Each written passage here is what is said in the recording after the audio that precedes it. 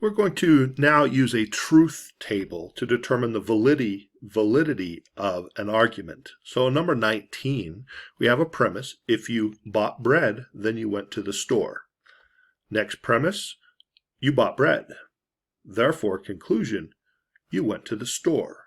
So we want to determine the validity of this argument using a truth table. So first off, we need some variables. As you can see, we can let B just be you bought bread. So if B is true, that means you bought bread. If B is false, you didn't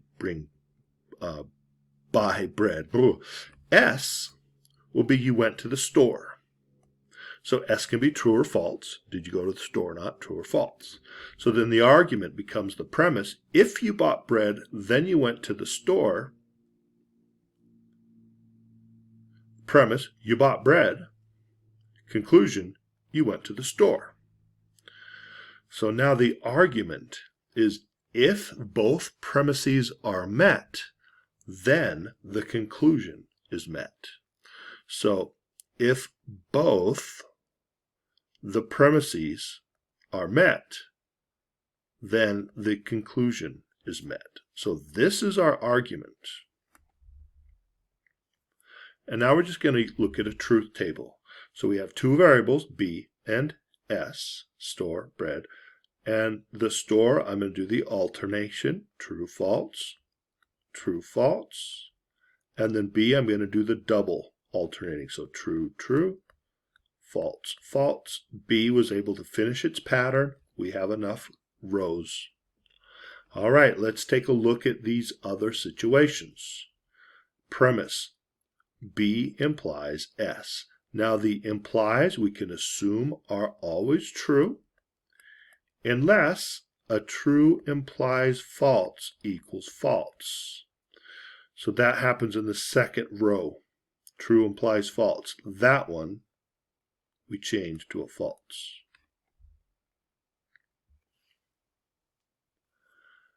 Next, we're looking at B implies S column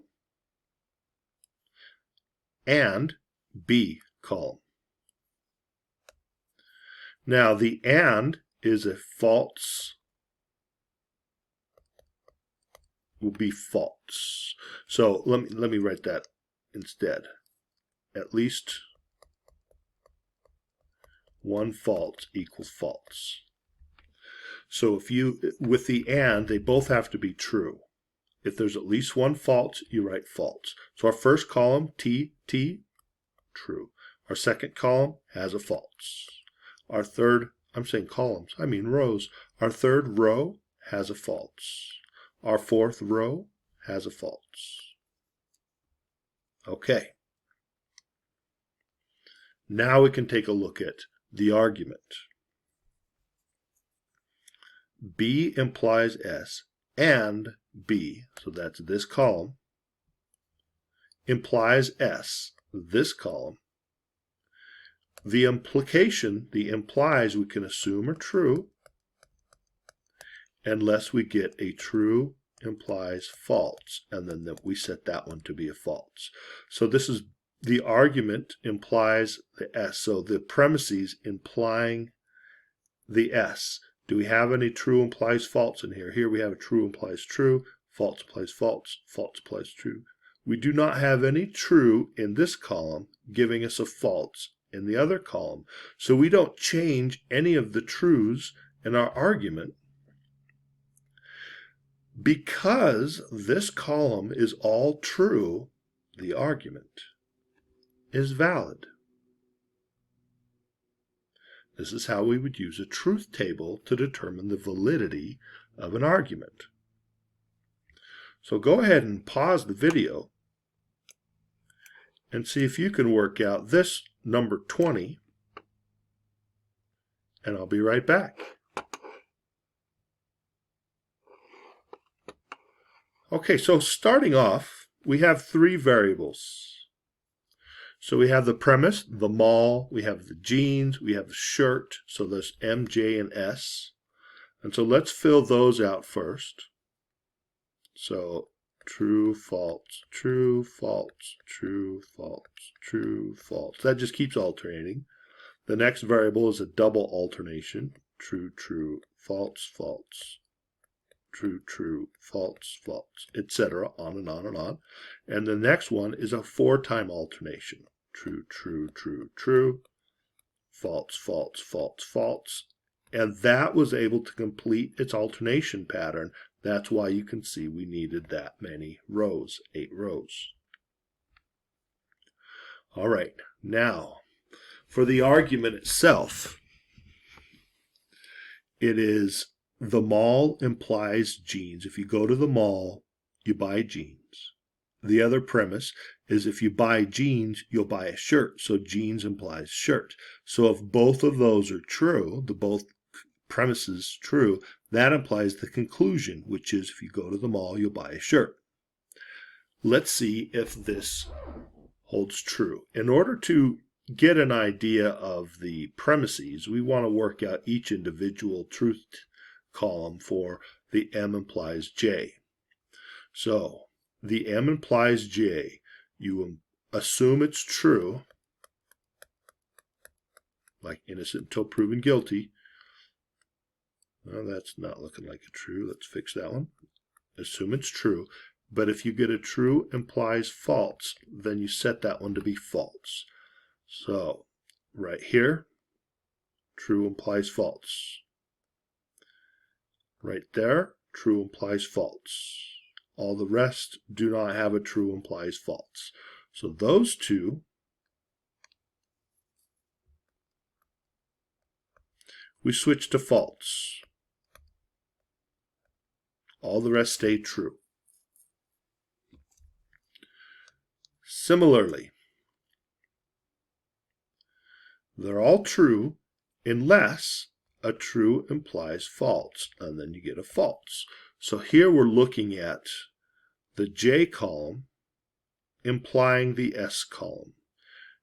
Can you spot where a true gives a false? I see one there. True implies false. I see one there. Those would be the false. All the rest are true.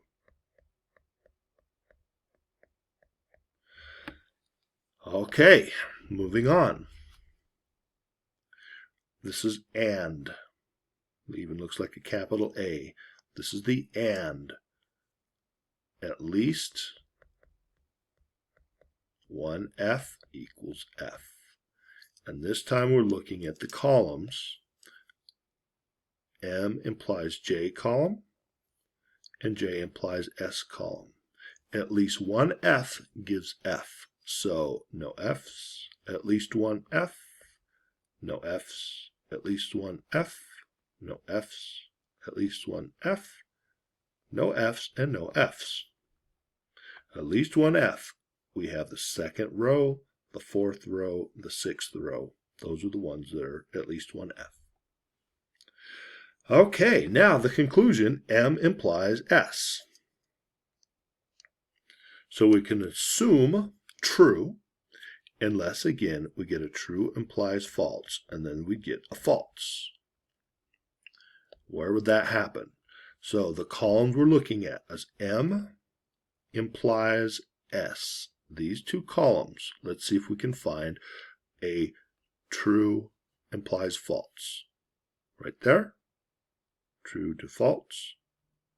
Right there, true to false. Nothing else. Okay, those are the falses. All the rest are trues. Innocent until proven guilty. We were able to prove 2 of them guilty. We were able to break this M implies S twice. Whew, man, this one takes a lot of work. Finally, we're looking at the columns. The premises implying the conclusion. We're looking for a true giving a false equals false.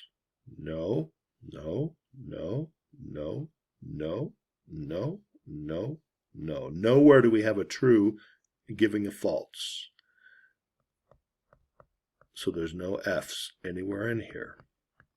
What we have here is a valid argument proven by a truth table with logic. All right, I hope this makes sense.